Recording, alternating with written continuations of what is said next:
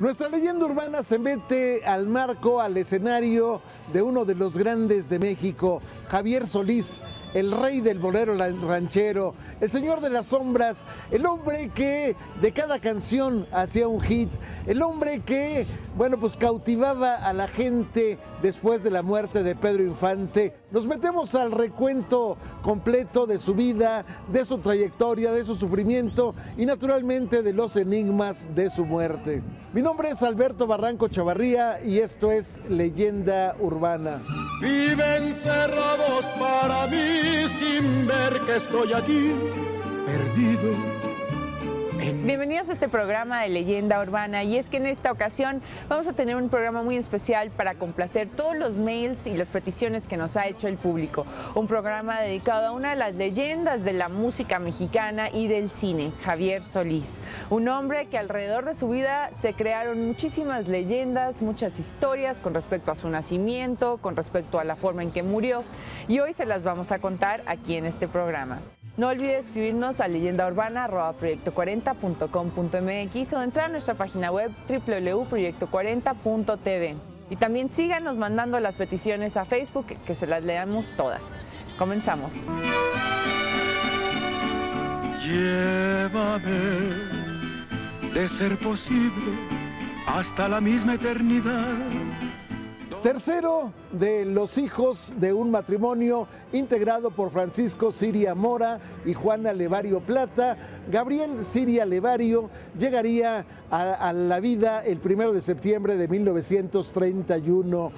Su bautizo se daría ni más ni menos que en la iglesia del Sagrario, una joya de la arquitectura mexicana que está pegada a la Catedral Metropolitana. La madre, siendo comerciante, ya tenía un puesto en el mercado de San Cosme, concretamente un puesto de verduras.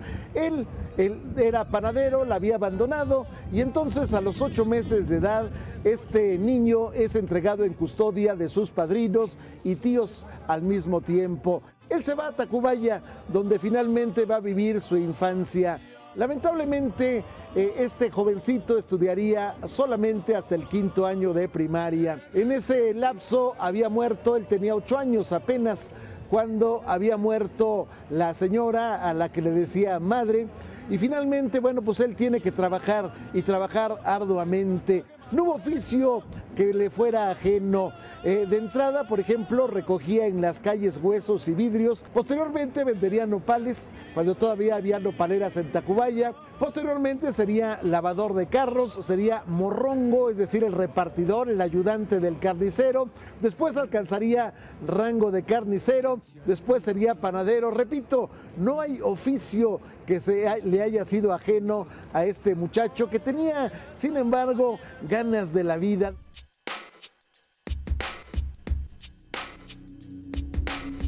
Y para hablar de Javier Solís hemos invitado aquí en Leyenda Urbana a un investigador de cine aquí de la Cineteca Nacional, a Leopoldo Gaitán, que uno de tus temas es precisamente de los que investigas, es Javier Solís. Bienvenido a Leyenda Urbana, gracias. Pues muchas gracias por invitarme, pues aquí estamos, vamos a ver a recordar un poco a Javier Solís, que desgraciadamente ha estado un poco olvidado dentro del ambiente cultural mexicano, porque no solo es el ambiente artístico, sino es parte de nuestra cultura, y entonces hay que recordarlo. Creo que esa va a ser mi primera pregunta. ¿Por qué Javier Solís no tiene el impacto en nuestra sociedad y en la historia del cine o la historia de la música como podría ser pues todos los demás, Jorge Negrete, Pedro Infante, todos? Bueno, lo que pasa es que pues son figurones en primer lugar, ¿no? Que siempre están ahí en el imaginario social de México. Que de hecho Javier Solís imitaba a Pedro Infante. De hecho, sí, empezó imitando a Pedro Infante, Javier Solís, ¿no? Tanto es así que pues pensaban que no podía adquirir, porque además no se le quitaba la maña de imitarlo, porque le salía muy bien. Hasta que, bueno, fue encontrando ahí los personajes importantes que lo ayudaron a que fuera puliendo su estilo. Uno de ellos fue Felipe Valdés Leal, que era, pues en ese momento era administrativo de la compañía disquera Columbia, y él fue el que lo llevó a grabar, ¿no? Por vez primera, ¿no? Ahí a la Columbia. Pero el primer disco que graba, la primera canción que graba Javier Solís es una canción que se escucha todavía a Pedro Infante ahí. Ahí está Pedro Infante.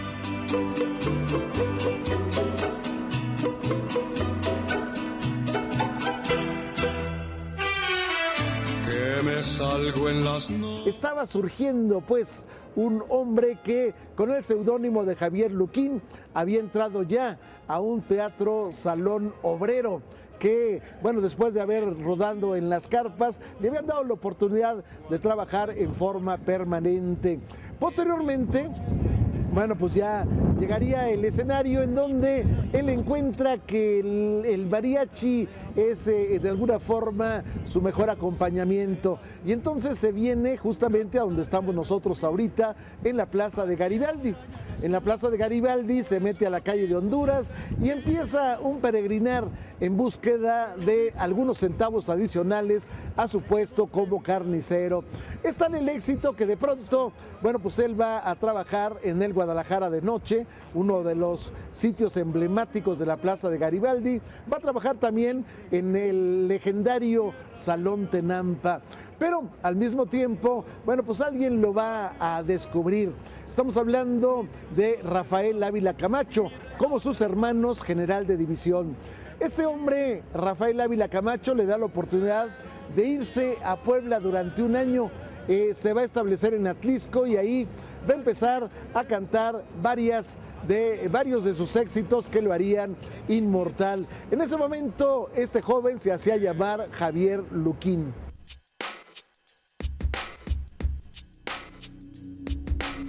¿Por qué no tiene esta presencia, Javier, en referencia a Pedro y a Jorge? Yo lo que creo es que, desgraciadamente, nuestra industria radiofónica, porque Javier es más para oírlo, más que para verlo, ¿no? Los otros dos combinaban esta función, ¿no? La imagen y el sonido. Tanto Pedro como Jorge imponían en escena, ¿no? Sobre todo Pedro, ¿no? Era muy sencillo, era muy carismático en la imagen cinematográfica. Y Jorge, bueno, tenía un vozarrón y eso también impactaba, ¿no? Y además pues, eran unos galanes guapos y bueno, era el arquetipo perfecto para las mujeres, ¿no? Entonces, Javier es más para escucharlo. Sus películas no alcanzaron la fama ni la presencia que tuvieron las de Pedro. Pero además de esto, no se programan sus canciones de Javier, ¿no? En la radio, sobre todo en la radio, aunque ya pues, tienes acceso a internet y tú puedes bajarlas. Pero desgraciadamente, pues, el gusto por esta música ha sido mucho más lento. Es mucho más lento, porque no hay, digamos, ídolos de nuestra canción ahora, ¿no? Llorarás mi partida.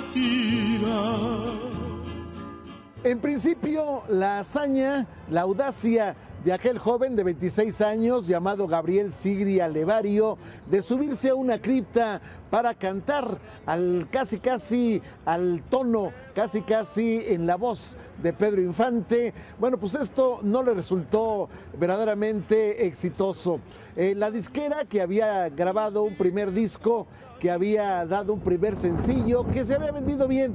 Sin embargo, bueno, pues la disquera dijo que no quería imitadores de Pedro Infante. 2 años le costaron a Javier Solís el no grabar, el tener que aguantarse en la banca porque la gente no quería una imitación de Pedro Infante. Sin embargo, en 1959, este hombre va a encontrar su propia bolita, va a encontrar su propio espacio a través del bolero ranchero. Había surgido un estilo distinto ya al de Pedro Infante, pero a final de cuentas era el nombre de una persona que iba a surgir como el sucesor del propio Pedro Infante. Bueno, pues ahora ese hombre estaba grabando ya con un estilo propio que lo convertiría en el rey del bolero ranchero.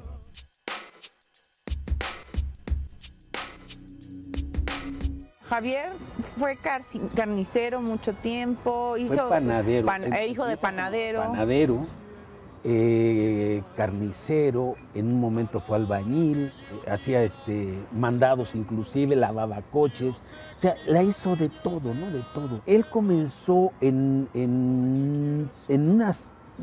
comenzó dando serenatas, no en la colonia de Tacubaya donde vivía. Ahí en Tacubaya a sus amigos le invitaban porque cantaba, entonces lo llevaban a dar serenatas. Y bueno, eso fue haciendo que a veces inclusive las novias de los amigos se enamoraran de él. Ándale. Sí, entonces pues tenía varios. ¿Hay anécdotas? Hay anécdotas. Cuéntame una, por favor. Bueno, pues una vez le llevó una serenata a una novia de un amigo y la novia, en lugar bueno, en ese momento sí estuvo con el amigo, pero después se vieron ya y acabaron de pareja, ¿no? Javier y la muchacha esta. Si encuentras un amor que te comprenda y sientas que te quiere más que nadie. La bolita de Javier Luquín, un incipiente artista, un gran cantante ya, la va a encontrar en el Bar Azteca. En el Bar Azteca va a pasar 4 años de su carrera. Ahí lo va a descubrir en la primera voz del trío de Los Panchos y él lo va a llevar a la Columbia, México, que hoy se conoce como Sony, donde va a grabar su primer sencillo. A partir de entonces, bueno, pues se inicia una transformación radical de este joven que todavía trabajaba en una carnicería y todavía el dueño de la carnicería lo va a recomendar con el maestro Noé Quintero para que le dé clases de canto. Él había hecho algunas de las grandes figuras de su tiempo y entonces en 1959 Javier Solís no solamente empieza a grabar discos ya en forma, no solamente empieza a tener éxito con canciones como Llorarás, Llorarás, sino que además se cambia el nombre, ahora ya es Javier Solís. Este nombre se va a convertir en algo así como una leyenda. Imagínese usted que en 1960 los discos salen uno tras otro hasta llegar a 25 LPs. Imagínese usted que en 1960 solamente se graban 10 películas de las 34 que haría en su existencia. Imagínese usted que en 1960 los éxitos se van en cascada. Ahí estaba, por ejemplo, Cuatro Cirios. Ahí estaba, por ejemplo, aquella canción inolvidable de Payaso. Ahí estaba ya el éxito grande de Javier Solís. Las giras a los Estados Unidos, los discos en los Estados Unidos. Ahí va a conocer a Chuck Anderson, el director de orquesta, que se convertiría en uno de sus grandes amigos. Había nacido, pues, había crecido, había llegado a dimensión de ídolo este personaje, Javier Solís. Tengo que darte las gracias por estar cerca de mí y por las miles de cosas que yo siento junto a ti. Llorarás, Llorarás, una de las famosísimas canciones de Javier Solís. Es el personaje invitado hoy aquí en Leyenda Urbana y está con nosotros Leopoldo Gaitán, que nos está contando de cómo era este personaje al que tal vez no conocíamos. Un hombre que viene de abajo, que llega a la cima, pero que se encuentra con varias aventuras en el camino. Es un hombre interesantísimo, un personaje interesantísimo en esta lucha por la sobrevivencia en primer lugar y por querer destacar, ¿no?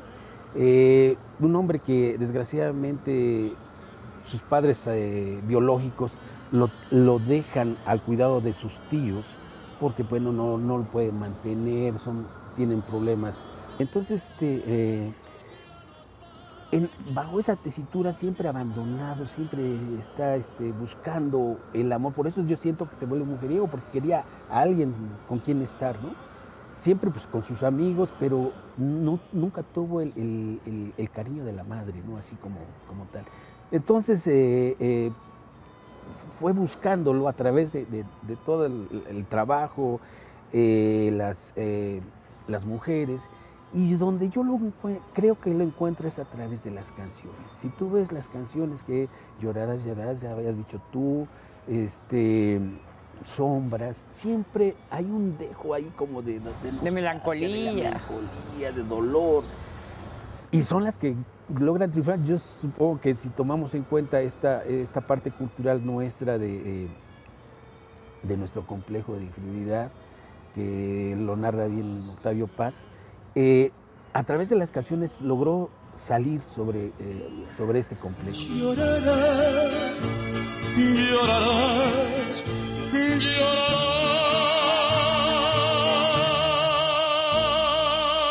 Además de las mujeres, además de las canciones, una de las pasiones de Javier Solís era justamente el boxeo. En este marco, él desde muy joven, a pesar a veces ya de tener compromisos de grabación, él se iba a un gimnasio modesto en la calle de General Cano en Tacubaya. El gimnasio se llamaba Hollywood. Bueno, pues ahí entrenaba todos los días y en ese marco se haría amigo de los grandes boxeadores de su tiempo. Estamos hablando de José Ángel Mantequilla Nápoles, de Ultiminio Ramos, estamos hablando del Alacrán Torres, de Fred, el Alacrán Torres. Este personaje, bueno, pues no llegaría finalmente a las grandes arenas, a los grandes escenarios del boxeo, pero haría una película que se llama Campeón de Barrio. En esta película hace pareja con la chamaca de oro, Sonia López, y bueno, pues su manager es ni más ni menos que Fernando Soler. Una película que de las pocas que realmente dejaron huella en la vida de este personaje.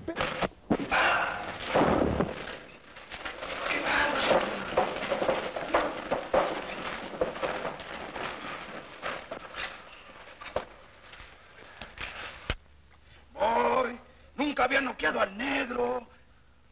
¿Fue muy duro? ¿Con qué me pegó? Con la mejor izquierda que he visto en mi vida. ¿Podré, don Fer? Me temo que sí.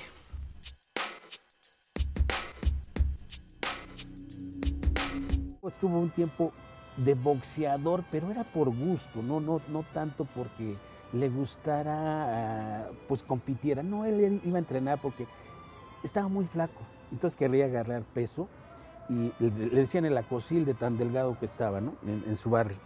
Y entonces quiere fortalecer sus brazos, su cuerpo, para ir ganando peso y tener esta atracción hacia las mujeres, porque además era un mujeriego de primera. Ah, ¿sí? Sí, pues tuvo hijos como 4 señoras, ¿no? Aparte las espontáneas, ¿no? Las esporádicas que iban saliendo por ahí, ¿no? Y hasta su muerte, desgraciadamente, ¿no? Que ocurre a muy temprana edad, 34 años. Digo, en esos 34 años hizo muchas cosas, empezó de abajo y llegó hasta arriba, hasta donde pues todo el mundo queremos llegar. No sé qué cosa, pero callé tu boca con mis besos. La primera vez que llegaría Javier Solís a la cinta de plata sería con una película llamada El Norteño. A partir de ahí vendrían 33 más, no todas ellas grandes joyas de la cinematografía mexicana. Había algunas de nombres curiosos, por ejemplo, Viaje al Centro de la Tierra, por ejemplo, Fuerte, Audaz y Valiente, por ejemplo, Yo Pecador, pero también había alguna que otra que tenía algún chispazo, por ejemplo, Caña Brava. En esta película que aparece María Antonieta Pons. Hay también varias películas en donde, bueno, pues él hace papeles secundarios, en ocasiones hace papeles de galán. Ahí está, por ejemplo, películas con Lola Beltrán, películas con Lucha Villa, películas con los grandes de la cinematografía de entonces.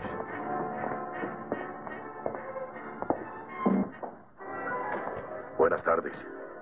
¿Qué quieres? El esquite. Aquí hay con qué.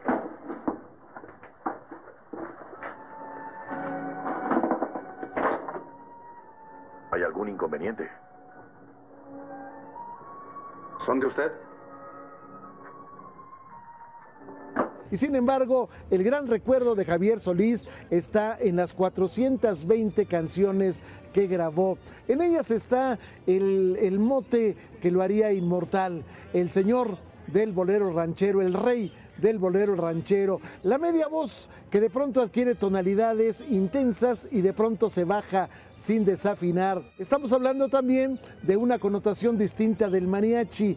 El mariachi, digamos, más tenue el sonido, el mariachi más menos estrepitoso, pero más cercano, digamos, al romance. Decían que encantaba Javier Solís cuando cantaba aquellas inmortales. Por unos ojitos negros, negritos como mi suerte. Por unos ojitos negros, negritos como mi suerte. Me están quitando la vida, me van a causar la muerte. Me están quitando la vida, me van a causar la muerte.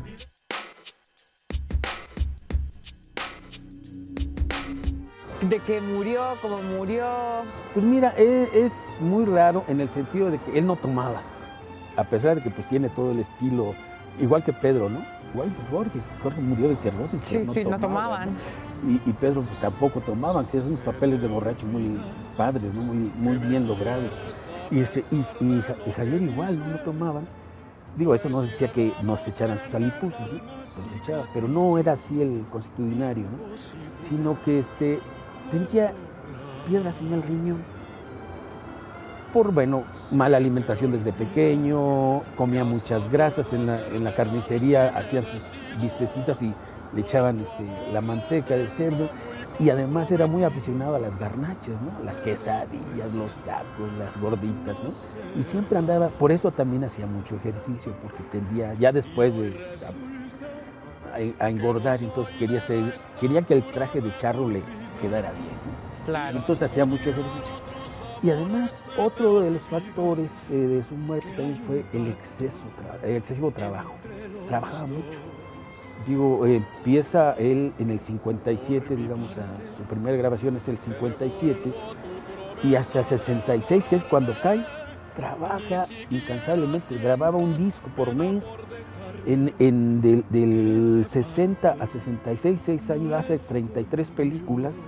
Entonces era mucho. Por mi parte, te devuelvo tu promesa de adorarme. Ni siquiera sientas pena por dejar. El 12 de abril, finalmente él siente algunos dolores agudos en el estómago y decide ir con un médico. El médico le recomienda internarse. Se interna en el sanatorio Santa Elena. Finalmente, bueno, pues hay varias versiones sobre qué fue lo que pasó. Una dice que fue operado de la vesícula, que es lo más cercano realmente a lo que fue. En esta operación, después de haberla concluido, el médico le ordenó que por ningún motivo tomara líquidos en virtud de que estaba en una situación en donde podía afectar su salud. Él no hizo caso y, dice la versión, había tomado agua helada y al mismo tiempo había mordido un hielo. En este marco, bueno, pues el choque con el cuerpo le convertiría, el choque brutal pues que tiene su cuerpo, le provocaría un paro cardíaco. Sin embargo, hay otra versión que dice que en realidad fue operado de una apendicitis y que al momento de la operación le habían dejado unas pinzas en el estómago, con lo cual se le causaría la muerte. Pero hay curiosamente un testimonio de Chuck Anderson. Chuck Anderson, su gran amigo, el director de orquesta de los Estados Unidos, decía que en realidad él había salido bien de la operación, que había ido a su casa, esa noche la pasaría, pero finalmente el 19 de abril de 1966 moriría Javier Solís. Quiero luz de luna para mi noche triste, para cantar divina la ilusión que me trajiste, para sentirte mía tú como ninguna, pues desde que te fuiste no he tenido luz de luna.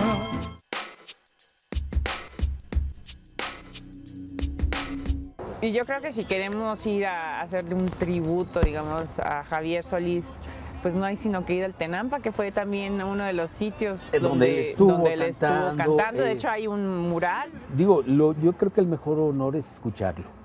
Y después, pues sí, echarse unos tequilas ahí con él, ¿no? Oyendo sus canciones, ¿no? Muchísimas gracias, Leopoldo, por estar con nosotros aquí hablando de Javier Solís, una de las leyendas. Yo siento tus amarras como garfios, como garras que me ahogan en la playa de la Parra. Obsesionado en ser como Pedro Infante, aquel niño al que alguna vez le decían el acosil, otra vez le decían el camarón y otra vez le decían el güero, bueno, pues alcanzaría finalmente un lugar junto al ídolo. En la magia de los estudios, en la magia de la electrónica, se haría un disco en el cual se integran las voces de Javier Solís y de Pedro Infante. Al mismo tiempo, habría todavía una voz más, la voz de Vicente Fernández, el que dicen es el sucesor justamente de Javier Solís, los tres integrados en esta magia. Pero bueno, pues también Javier Solís haría homenajes a los grandes compositores. Agustín Lara le haría la suite española. Habría otro homenaje a Federico Baena, autor de Cuatro Cirios. Habría un homenaje también a la señora María Grieber, cuyas canciones pocos se atreven a cantarlas. En este marco también habría pues una gran cantidad de discos después de la muerte de Javier Solís, en donde se le rinde homenaje, por ejemplo, a los valses mexicanos, donde se le rinde homenaje a la canción que sería el hit más socorrido de Javier Solís, Payaso. No olvides escribirnos a leyendaurbana@proyecto40.com.mx o de entrar a nuestra página web www.proyecto40.tv. Escríbanos a Facebook, que leemos todos sus mensajes. Y si voy a seguir siendo igual